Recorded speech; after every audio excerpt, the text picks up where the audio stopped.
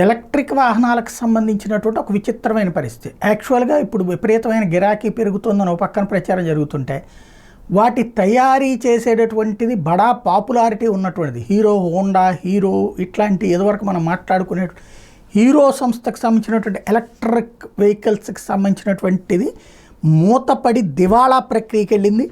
Hero electric మీద ఈ దివాళా ప్రక్రియ ప్రారంభించేందుకు ఏకంగా జాతీయ కంపెనీల చట్టం ట్రిబ్యునల్ ఆదేశాలు కూడా ఇచ్చేసింది. హీరో ఎలక్ట్రిక్కి వస్తు రూపేణా ఇచ్చినటువంటి రుణం ఆపరేషన్ క్రెడిట్ మెట్రో టైర్స్ దాఖలు చేసిన కంప్లైంట్ మీద ఎన్సీఎల్టీ ఈ నిర్ణయం తీసుకుంది. 1.85 కోట్లని హీరో ఎలక్ట్రిక్ ఎగ్గొట్టినట్టు మెట్రో టైర్స్ కనిపెట్టింది. హీరో ఎలక్ట్రిక్ బోర్డును రద్దు చేసి దివాళా స్మృతి నిబంధనల ప్రకారం భూపేష్ గుప్తాను మధ్యంతర పరిష్కార వృత్తి నిపుణుడిగా అంటే మీడియేటర్గా నియమిస్తూ నిర్ణయం తీసుకుంది. ఓవరాల్ 2022 ఆగస్టు 9 నుంచి 2022 డిసెంబర్ 3 మధ్యన 3.69 కోట్ల విలువైన సైకిల్ టైర్లు, ట్యూబుల్ని మెట్రో టైర్స్ నుంచి హీరో ఎలక్ట్రిక్ కొనుగోలు చేసింది. ఈ కొనుగోలు వ్యవహారంలో హీరో ఎలక్ట్రిక్ తమకు 1,85,00,000 రూపాయలు బకాయి పడినట్టు మెట్రో టైర్స్ చెబుతోంది.